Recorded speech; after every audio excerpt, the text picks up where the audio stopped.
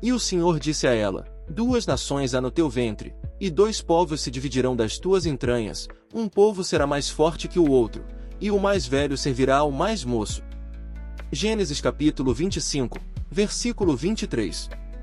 O capítulo 25 do livro de Gênesis é um divisor de águas na história da promessa. Aqui vemos o fim da vida de Abraão, o nascimento de Esaú e Jacó, e o início de uma nova etapa no cumprimento do plano divino.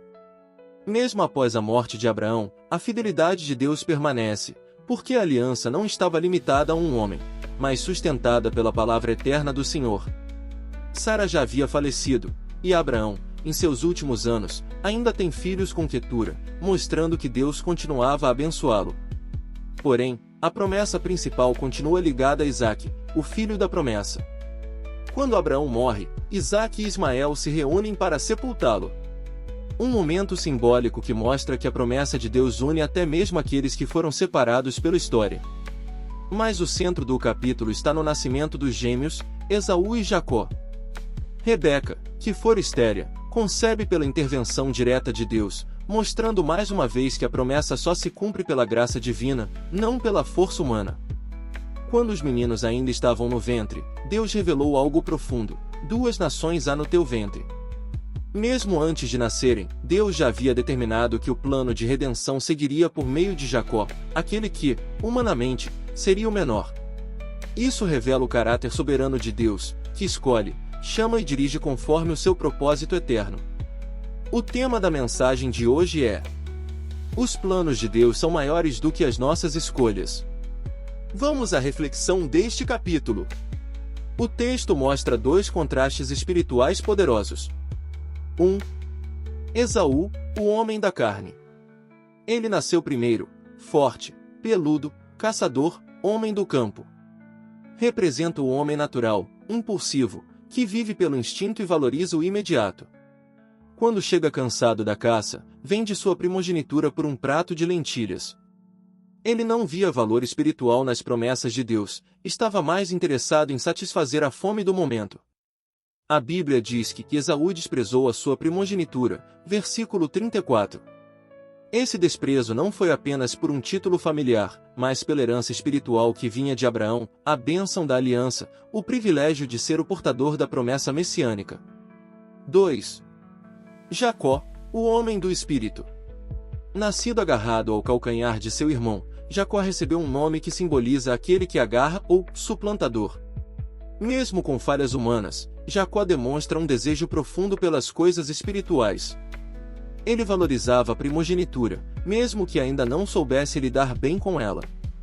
Deus via o coração de Jacó e sabia que, ao longo do tempo, o moldaria até torná-lo Israel, o príncipe de Deus. Aqui aprendemos uma verdade essencial: Deus não escolhe o mais forte, mas o mais disposto a ser transformado. Jacó não era perfeito, mas era sensível à promessa. Esaú, por outro lado, tinha força, mas não tinha fé. Aplicações práticas para o dia a dia. 1. Deus cumpre suas promessas, mesmo além da nossa geração. Abraão partiu, mas o Deus de Abraão permaneceu fiel. O que Deus começou em você, Ele continuará nos seus filhos e na sua casa. 2. A promessa de Deus não depende da nossa capacidade, mas da sua graça. Rebeca era estéril, mas Deus abriu o seu ventre. Quando Deus quer agir, não há esterilidade que impeça o seu mover. 3. Não despreze as bênçãos espirituais por prazeres momentâneos. Esaú trocou o eterno pelo imediato. Cuidado para não trocar o altar pelo prato, a comunhão pela distração, a presença de Deus pelo prazer do momento. 4. Deus vê o coração antes das atitudes. Ele escolheu Jacó ainda no ventre, não por mérito, mas por propósito. Deus escolhe pessoas imperfeitas para cumprir planos perfeitos. 5. A promessa exige paciência. O plano de Deus não se cumpre em um dia. O tempo de espera é o laboratório da fé. Continue confiando, mesmo quando não vê o resultado.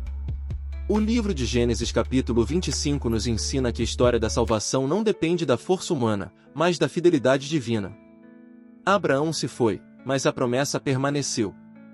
Rebeca sofreu, mas Deus respondeu.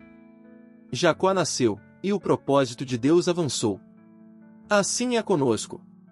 Mesmo que o cenário mude, a palavra de Deus não falha. Ele continua levantando gerações que buscam o valor espiritual acima do material. Hoje, o Senhor nos convida a ser como Jacó, pessoas que anseiam pela herança espiritual, que lutam por uma bênção eterna e que não se vendem pelos prazeres deste mundo. Agradecemos por você ter acompanhado esta mensagem.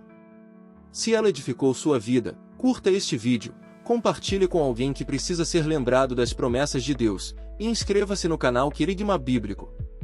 Juntos, continuamos espalhando o Evangelho que transforma e renova vidas. Oração final. Senhor Deus, obrigado porque Tu és o Deus das gerações, o mesmo ontem, hoje e para sempre. Assim como foste fiel a Abraão, Isaque e Jacó, sê fiel também conosco. Perdoa-nos quando trocamos o eterno pelo momentâneo, e ensina-nos a valorizar as Tuas promessas mais do que qualquer prazer terreno. Dá-nos discernimento para reconhecer Teus planos e força para permanecer firmes até que se cumpram. Abençoa cada ouvinte desta mensagem, e faz prosperar a fé em seus corações. Em nome de Jesus, amém.